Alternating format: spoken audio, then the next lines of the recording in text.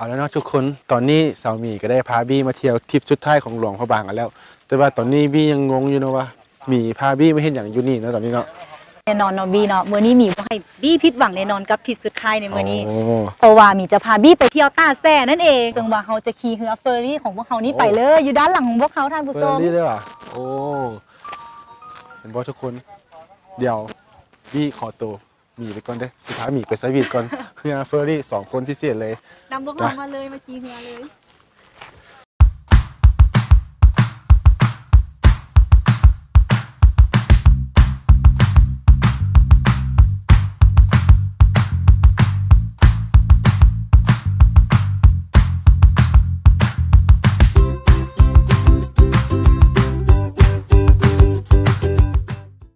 มาแล้วทุกคน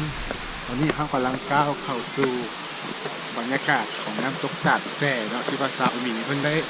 แนะนำมาโอ้ได้ยินบ่ได้ยิน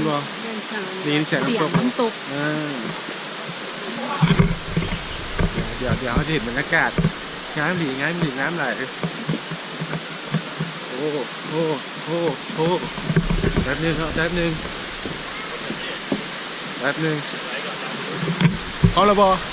พร้อมแล้ว1 2 3เย้ เย้มาฮอดแล้วน้ำตกตาดแซ่อยู่ด้านหลังของพวกเขาก็คือน้ำตกตาดแซ่ของหลวงพระบางนั่นเองเนาะ เสียงไหน เป็นจังได๋พี่งามบ่ งาม สั นี่ งเกตสีน้ำตกตาดแซ่จะเป็นสีเขียวมรกตเนาะสังเกตสีน้ำ น้ำใสเลยทุกคนเป็นตะลิ่นเป็นตะร้อยเว้ยอดใจไว้อยู่เดี๋ยวตัวไหนเขาไปลงน้ำน้ำกันตัวไหน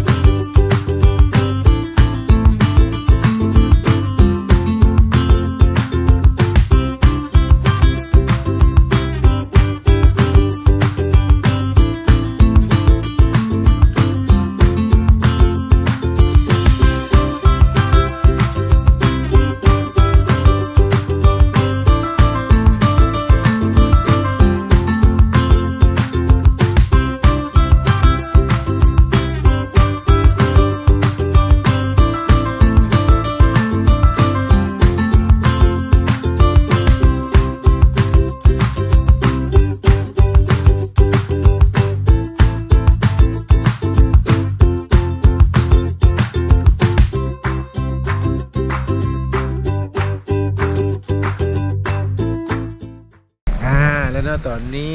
เบี้ยสามีก็มาอยู่ถึงหลังสร้างกันเป็นที่เรียบร้อยแล้วอีบนกำลังขี่สร้างไปส้ม ไปส้ม ตาดแซ่ นะฮะ ไปเบิ่งธรรมชาติเนาะ โอ้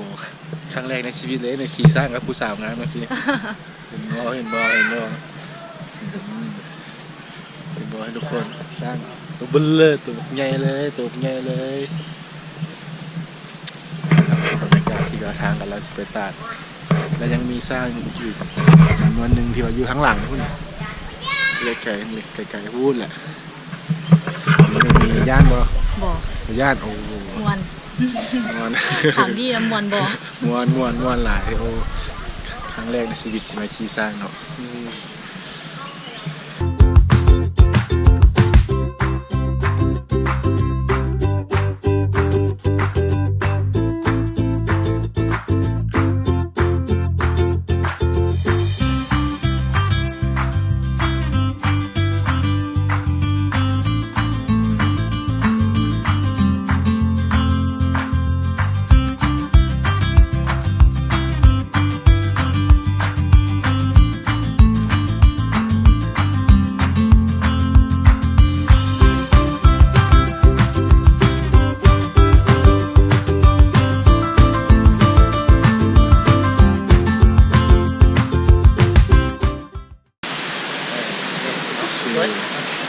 มาเลย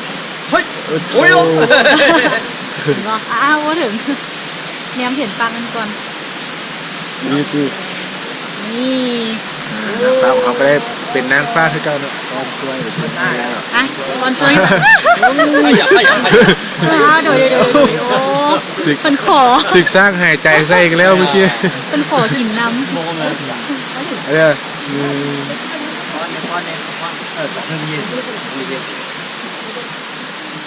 เดี๋ยวจ้าเนี่ยพี่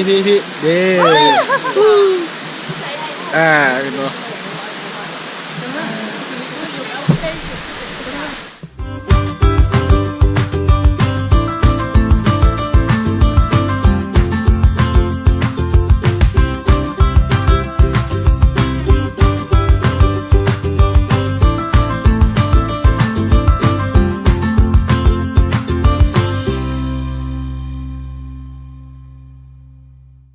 เอาแล้วเนาะทุกคนตอนนี้กะฮอดวินาทีที่ว่าบี้ต้องได้บอกลาหมีไปแล้ว เพราะว่าทริปหลวงพระบางของบี้ได้จบไปแล้วเนาะ